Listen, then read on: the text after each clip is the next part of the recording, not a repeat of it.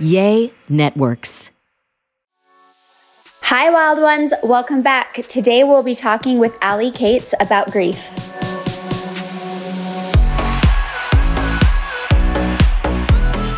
I'll share with you, I'll be vulnerable for a minute. I had a full-blown panic attack yesterday. And I haven't had one in a long time because I've you know, and it's like, I love this concept that you're talking about. Like, you can't outrun the trauma. You can't outthink it.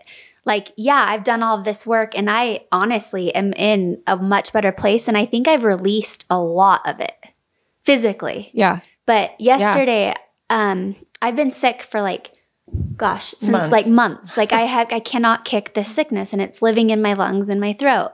Really metaphysically tied to your voice. You're like, right? Having what you want versus not being able to get there. Like there's a lot going on there and a lot of anger, resentment, pain lives in your lungs and throat. And I finally went into the doctor and they put me on, I hate taking antibiotics and medicine. Just, I try to always go holistic first, but we're like 3 months in of me smelling like garlic and ginger every day and oregano. I needed help. And so I got on prednisone and an antibiotic. And so I don't react well to medicine. So I've kind of just written off these physical things that I've been experiencing as, oh, this is the medicine. It's giving me anxiety. You know, prednisone's known to do that. But yesterday I fully was having a panic attack. And it was weird because I'm like, am I reacting to something or am I having a panic attack? And then the second that it went down my arms and into my hands, I was like, okay, what happened today? Like why did this happen? I know what's happening. So I immediately go outside and start doing box breathing, right? To try to calm my nervous system down. And I'm like doing all of the things, like you said, moving my body. I went out into the sunshine, listened to the birds, listened to the wind, breathing. And I'm just like, what has triggered me? And I realized I haven't been doing my practices, my rituals for the last probably week because I've been so stressed about, I had a launch in one of my businesses. I've been so stressed about that, stressed about Wild Rose Beauty, my kids, everything. And I'm like, I got out of my daily mental health and spiritual practices and it caught up. Yeah. And I think too, thank you for being vulnerable and sharing that. Cause I think it's like, we have this concept that, oh, if you've done all this work on your mental health, then you're just like prone to that never happening again. And it's like, I mean, I still get anxiety. I'm human. Like I still have moments where I'm like, it's more stuff is coming up. And in like the trauma world, we call that the spiral staircase of healing, like the spiral of healing, right? So like if you think of healing like a staircase, if you go from step 5 to step 6, everything you worked on step 5 is going to come with you, right? Up the staircase.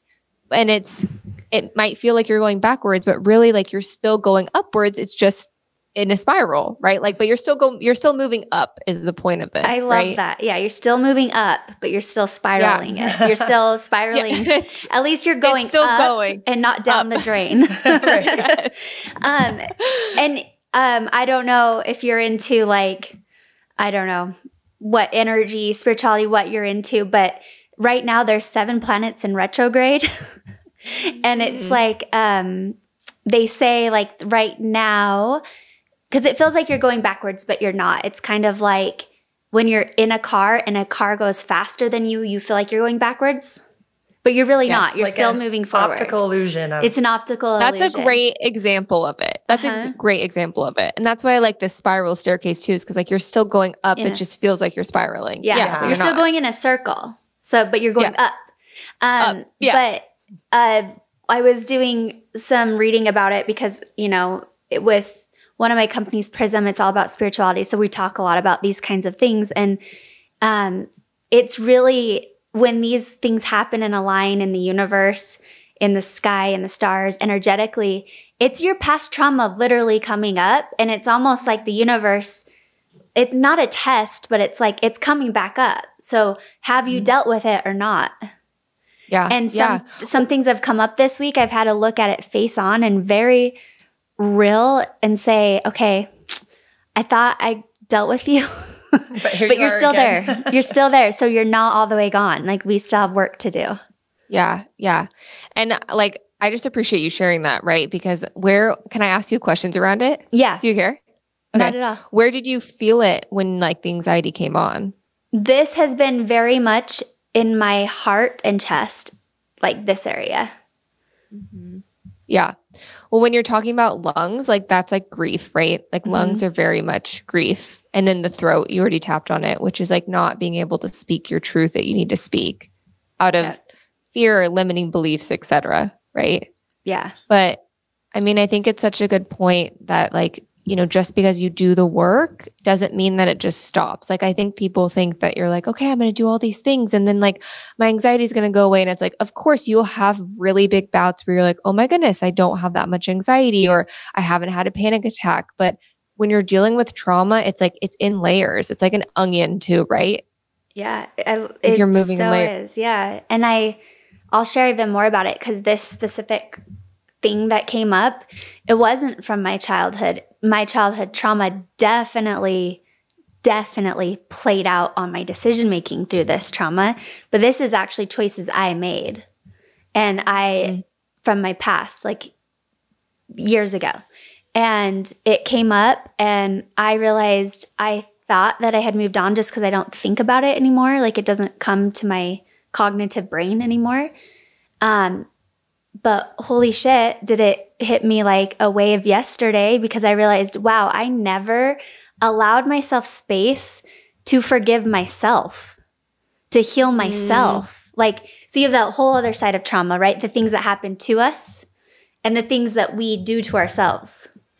So yeah, that just gave me chills. Yeah. And I was just like, wow, I was actually on the Pilates reformer yesterday. And it's that kind of that metaphysical, like the myofascia. I was working on, we were doing glutes and hips and I was in Happy Baby. I don't know if you've ever done the Pilates reformer, but it's like Happy Baby on steroids because you have the straps, you know? Yeah. And I was just kind of like rolling through my hips and back and all of a sudden I just kind of got teary-eyed and I was like, I have never forgiven myself for making that choice. I've never allowed myself a space to go back and be like, you did the best you could. You need to forgive yourself. Everyone else is fine. Everyone else has moved on. Yeah. But you need to. Yeah. That's profound. Yeah. So maybe that's why I had a panic attack yesterday. Yeah. But on that note too, like it's hardest to forgive yourself. And so it's easy to just like forgive everyone else, move on, but and look past that or put that away because that's the hardest part is to forgive yourself. You know. Well, and going back to the childhood stuff, it's like, yeah, I have to give myself grace because I made decisions based on the limited information I had about myself. Yeah. Yeah. And, you know, it's so interesting. I was talking to another business owner yesterday and she was saying like, she's like, I feel like I'm at this place where I'm going to up level, but like all of this stuff is coming back in. And I'm like, right. Because like your business is a mirror to like the thing that you need to work on that needs like attention. Right. So it's interesting how you're like, I'm having this big launch and I'm having anxiety and kind of, or just stress just in general. And I'm like, oh, yep. Like that's the limiting beliefs, all that stuff kind of creeping back in because when you have developmental trauma, right, which we say childhood trauma, but like in your developmental years, it does like from ages 0 through 7 are where all of your subconscious thoughts come from. Like 95% of your subconscious thoughts come from ages 0 through 7. Wow. So if someone said something to you, right, like acted a certain way, picked at you a certain way, picked at themselves a certain way, like that's playing in a loop just all the time. So then when you challenge yourself, it's like these things come back in. Yeah. That makes perfect sense. It does. Isn't that crazy that sticks with you your whole life? I mean, those first delicate 7 years and then here we are, I'm in my 40s and that loop's still going on back there. Right. That's we think like with age, it goes away. And you're like, no. Like, no, I'm an adult now. I don't think like a kid. Yeah, sometimes we do. What kind of advice would you give for somebody who feels stuck in life? Like doesn't really know why, but like, or maybe you do know why, but like you just feel like stuck and you really don't know how to like move forward. It's a great question. I have this as a neon sign in my office for myself, but like for my clients as well. and it says it's okay to not be okay. Like, I think that a lot of people, myself included, believe that like we have to be happy, we have to be cheery, we can't have anxiety or depression or anything. And like, for me, it's like really letting people know this message that like it is okay to not be okay, like to truly not be okay. Not just like, oh, I know that I'm not okay and I'm going to keep on going. Like, it's okay that you're not okay. And I feel like that's the hardest step for people because they're like, no, I don't want to admit that I have anxiety, or I don't want to admit that I have depression, or that I've been through these hard things, or I'm grieving, or, you know, what else is coming up. And so I feel like that's my like biggest message to people, is that it's okay if you're not okay. And it's okay to sit in it and sit with it until it, because it does pass. Like it will pass through. Sometimes it takes a long time. Sometimes you can't see the end in sight and it feels like you're going to feel this way forever, but nothing lasts forever. Like nothing. Yeah. So it's okay to sit in it and feel, even though we don't like that. Yeah. It's uncomfortable. Even just yesterday, I was way easier on myself. I had a to-do list that was like meant for someone like way more efficient than me. Yeah. And I had to just stop everything I was doing and just be and just feel it and let my body go through it, do the practices I best knew. But like, I eventually was able to get on an Instagram Live last night. Like, I woke up today, I'm still a little tense. Like, I still feel anxiety pretty bad, but like, I just realized that I allowed myself the grace. I remember walking around my car because I had to drive Bobby to soccer. And I was just like, it's okay. Like, you can take a day to just exist. And I remember like thinking that thought, and I was like, oh, like everything I've paid for is paying off. Because I was able to implement what you just said. Like, I don't like it. I wish I was having a productive, happy day, but like, it's okay. I floated and I tried to get back into my body, and I woke up and I'm having a better day today. But I just remember that little thought walking around my car, like, it's okay. Just exist today. Yeah. And it's so interesting that you bring that up, because I feel like it seems so basic. Like, okay, what are you talking about? We're just existing. But like, when you have trauma and you're going through these things, or you've had trauma in your past, right? Like, you forget that you're a human, because if you've had to grow up fast, or you've had to be like little mom or little dad of your family, like, you forget that like you don't have to be productive all the time. Like, and that it is okay to just like exist, or like be a couch potato for a couple hours, or, you know, cancel the rest of your day. Right. So I feel like that's a really good point, because people think that like their worth is how productive they are, how much they do, or how much they succeed. And that's not always the case. Yeah. And giving yourself a little time, a little space, a little breathing room goes a long ways sometimes. But it's hard to get there. It is. Especially if you're always busy. Yeah. Well, I feel like this has been, I've been on a healing journey, I'd say, for the last decade, really.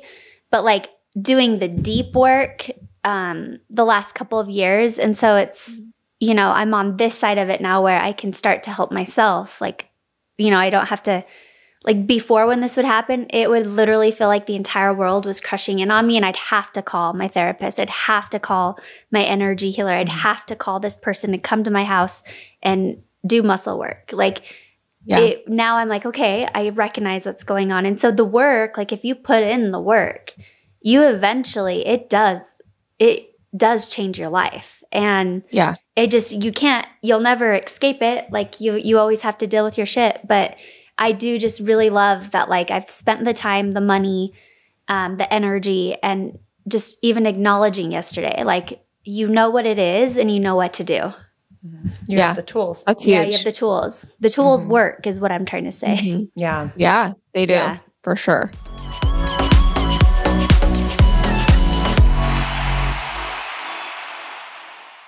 Hi, everyone. Can I just share with you how much I love my meal kits from Green Chef? I used to hate dinner time. I'm not going to lie. It was such a headache for me to have to decide what to make, go to the grocery store, pick everything out. I just didn't love it. I know that a lot of you out there love to cook. Well, I'm just not one of those people. So Green Chef has really turned that around for me. all of my ingredients just show up at my front door. Everything's measured out. It's a no-brainer. Now I can actually just relax and enjoy dinner time. I don't even have to think about it. It's fabulous. It's my favorite time of the day now, believe it or not. Green Chef is the #1 meal kit for eating clean. Feel your best with delicious, nutritionist-approved recipes featuring clean ingredients with no artificial colors, sweeteners, high fructose corn syrup, limited added sugar, and limited processed ingredients. Feel your best this August with seasonal recipes featuring certified organic fruits and vegetables, organic cage-free eggs, and sustainably sourced seafood. Green Chef delivers everything you need to eat clean the easy way for the rest of the summer. Feel your best with nutritionist-approved recipes packed with clean ingredients that support your healthy lifestyle and taste great too. I absolutely love Green Chef because all of the meals are so yummy. I don't think that I've tried one yet that my family and I don't absolutely love. It saves me time and money and makes mealtime so much more enjoyable. Go to greenchef.com/wildrose50 and use code wildrose50 to get 50% off plus free shipping. That's greenchef.com/wildrose50 and use code wildrose50 to get 50% off plus free shipping. Green Chef, the #1 meal kit for eating well.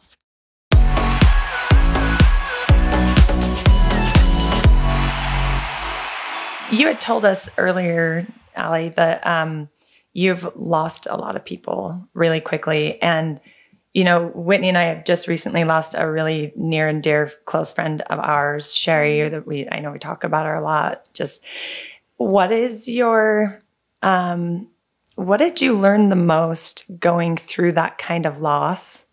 And what helped you the most to navigate through it? Because I know this is all different for everyone and everyone goes through different time frames. It also depends on the person you lost, who they were to you. Was it a mom, dad, a friend, a spouse, a child? It's all very different. But what you specifically what helped you through that? What did you learn the most and what helped you the most to get through it? Well, first, I just want to say I'm so sorry for your guys' loss. That's heartbreaking. Yeah. Thank you. Yeah. I would say the thing that you said, the thing that I learned the most and what helped me the most, right? Yes. The thing that I learned the most is like so many things. My head's like, I've never been asked this question. Yeah. So my head's kind of going everywhere. But and I know there's a lot you learned, but maybe something that just stands out. I think the thing that I learned the most during that time is like everything on paper in my life looked perfect was when my mental health crashed. So my parents just bought me a home. I was like fresh out of college. Like everything on paper was perfect, and that it doesn't matter. Like grief and trauma will affect anyone wherever they are in their life. Like that's the biggest thing that I learned. You only have one life. Like we lost these friends. One was 24 to cancer. One was 20 and the other one was like 21 within 9.5 months. And then we went on to lose 7 people. So like total in 2.5 years, we lost 7 people. Wow. And the thing that like I learned in that time as well is like people need a place to process this, right? Like that was kind of like the resounding thought that I just kept on thinking. And that life's really short and like really precious, and you have to like do the best you can. Like, I have so many thoughts on that. So I'm going to leave it at that. But then I think the thing that helped me the most was learning how to get in my body, like doing the somatic practices, doing the myofascial release, working with a coach, like really helping me move that charge out, because there was so much that came up because of these deaths, right? So much childhood stuff that came up that I was really overwhelmed by the fact that like these people died really quickly, and it was all compounded, right?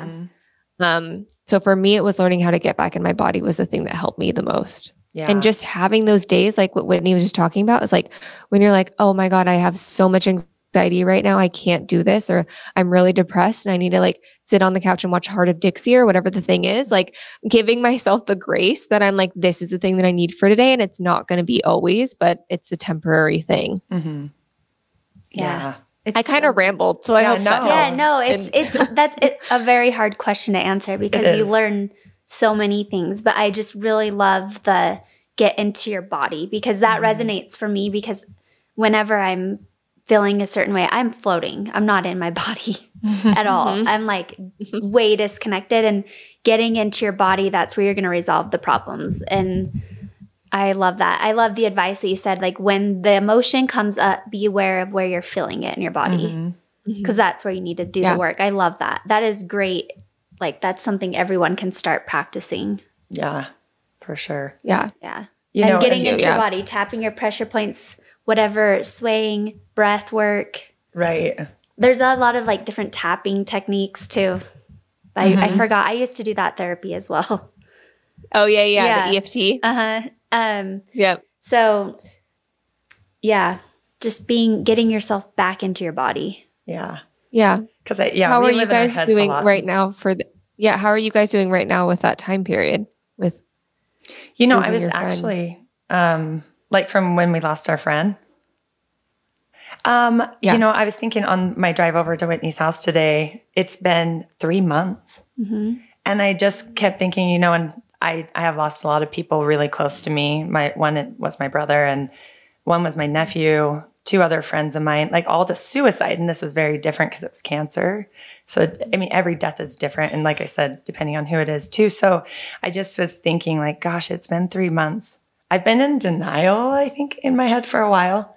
Yeah. Like, it's like, I know she's gone, but I don't really want to believe it. I just want to feel her around me. And I don't know. Yeah. For me, I've been completely shocked by how hard it's been for me. It has been really devastating for me. And it caught me off guard. Yeah. It's interesting because she fought this cancer for 5 years, like hardcore, like fighting, like doing anything and everything, and had such a strong faith and belief that she was going to beat it. And we all were on her team. We were like, yep, there's no room for like doubt here. We're not even going to go there. We're going to keep the energy right. We're going to keep powering through, which is more than likely why she lived as long as she did with such a terrible cancer. But I think that's why it's so hard, is because we in our heads, we're like, wait, that wasn't supposed to happen. That wasn't supposed to happen.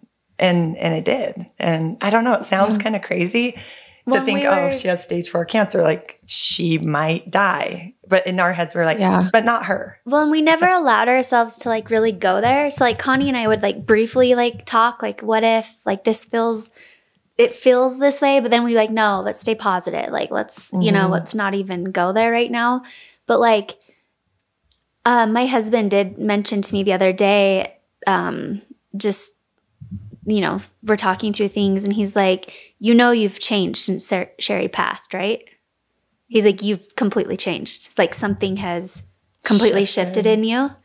And I was like, really? Like, I know I'm grieving, but like, he's like, no, something like this. He's like, I'm surprised by how hard you're taking this. And just his like acknowledgement of that, I was like, okay, well, looks like I need to look at this and see like where this is affecting me. And I've had this throat and lung thing since then. So obviously. Yeah.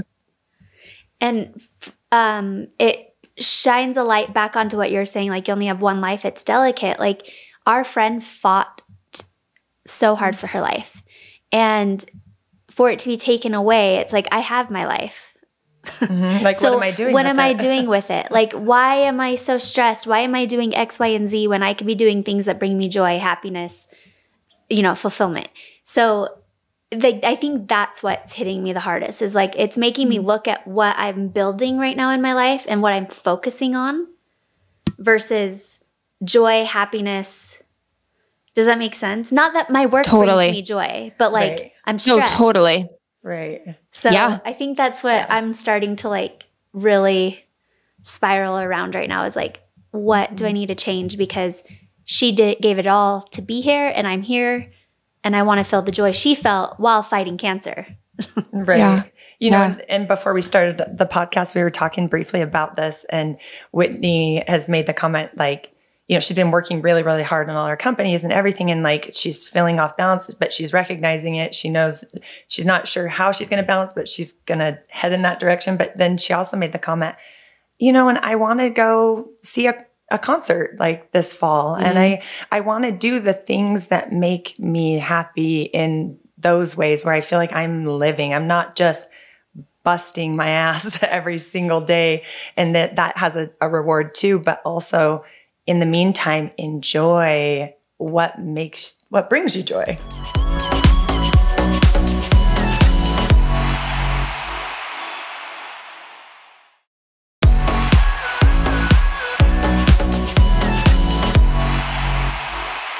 It's such an interesting like mind fuck, like I remember when my friend passed away that was 23 from cancer, like same thing. It's like we all thought that she was going to live, and she would like literally come to class with like chemo in her bag. Like we were all like, she's going to beat this thing. Right. And she did, went into remission, then came back out. And it's always, like I resonate so deeply with you, Whitney, which is like, you're like, okay, I'm trying to like grind and make this thing and like create this life that I like really want to be joyful in. But then you like forget to have those moments of joy because you're so set on this destination that it's like trying to balance the two is the work.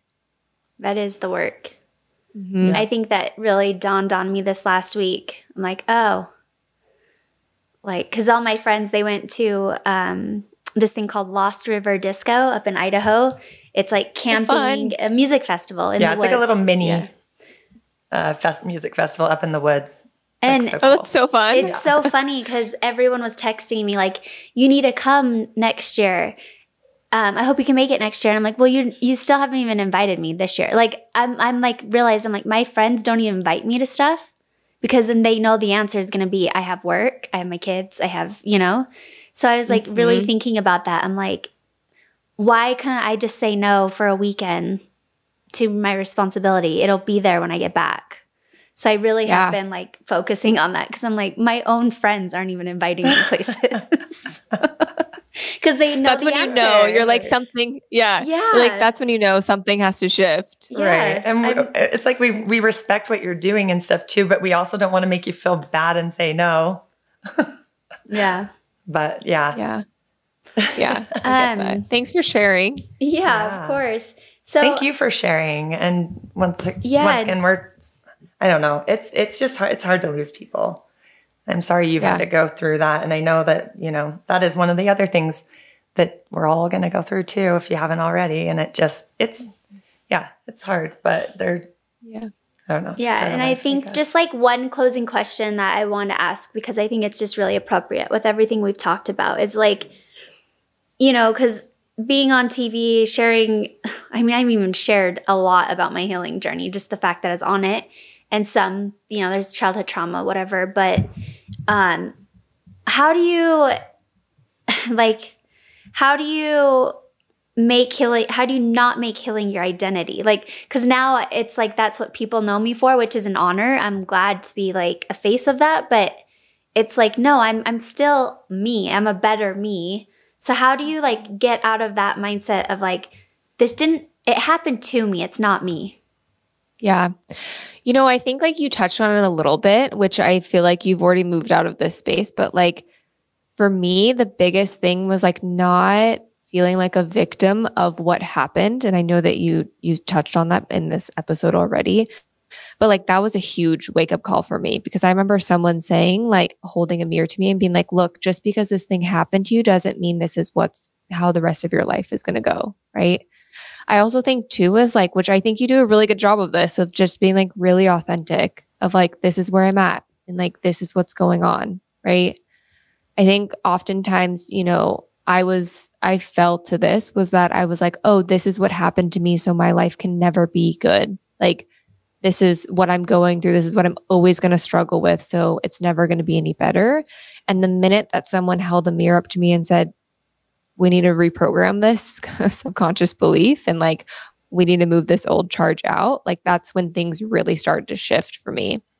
So I think it is really about like knowing that you are more than what has happened to you. And that, yes, of course, like everyone's on their journey and it looks different. And we have the staircase and we have the car analogy, that you said earlier, but like, it doesn't have to be your whole identity. Yeah. And I think the key, like hearing you today is like, you can't just think for someone who maybe hasn't experienced something. I think most humans have experienced something traumatic personally, but like you can't just say, oh, I get it. Like that's in the past. Like that sounds so easy, but it's because it's stored in the body. Mm-hmm. And that's like, disassociation, right? When someone says that to me, I'm like, where are you in your body? You're probably not. Yeah, right. I do that a lot. Yeah.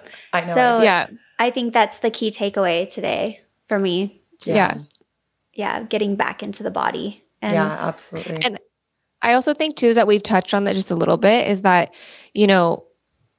little T traumas and big T traumas, right? Like little T traumas are things that like we wouldn't necessarily think are traumatic. Like someone talked poorly to you and we wouldn't think these are like traumas, right? But they can be.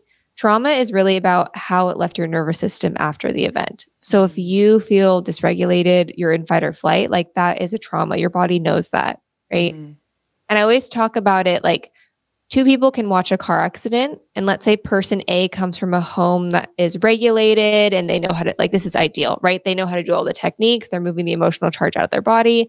And person B comes from a home that's like dysfunctional, doesn't know anything about emotions, etc. They both watch a car accident. Person A might think about that car accident for like maybe the next week or so. Person B is probably going to think about it for the next 3 months. They're always, when they drive past that point, they're going to think about it. They're going to like want to call the hospital to see if the person's okay. That's like how we look at trauma, like big T traumas and little T traumas, right? I think you've said that. It's like everyone has gone, no one goes unscathed in this life. Like everyone has gone through something, and it's a matter of whether or not you're going to, spend time working through those little T and big T traumas. Yeah. And you have to do that work. No one's going to do it for you. And you have to decide, like, I don't know.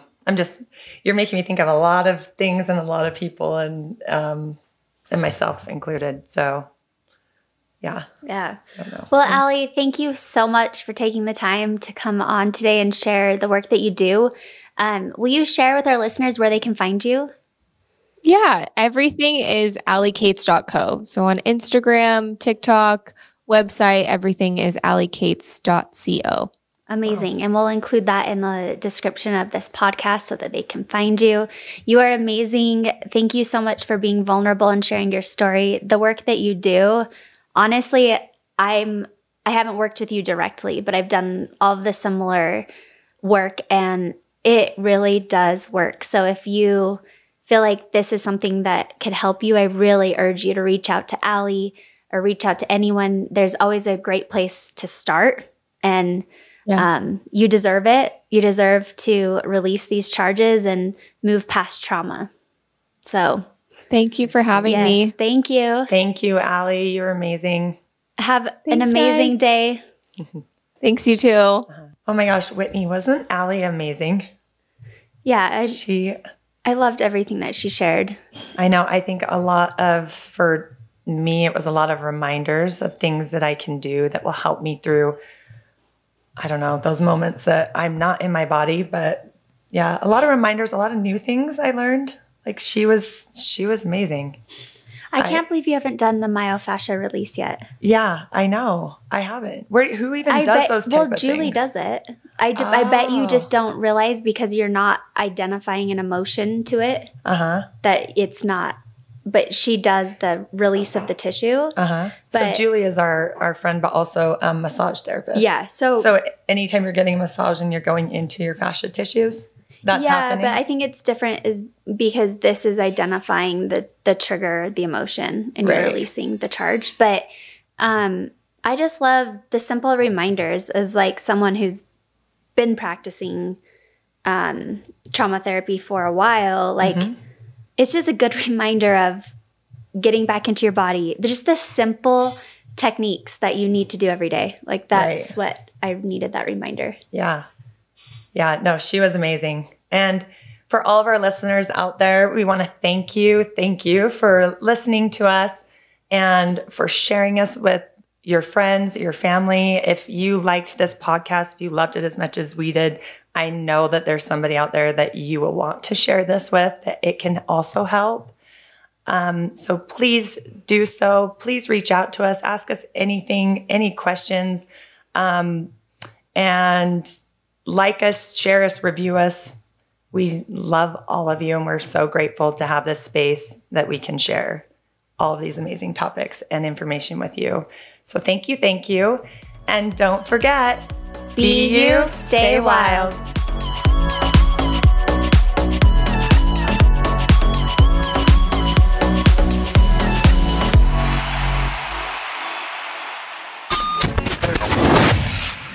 Yay Networks.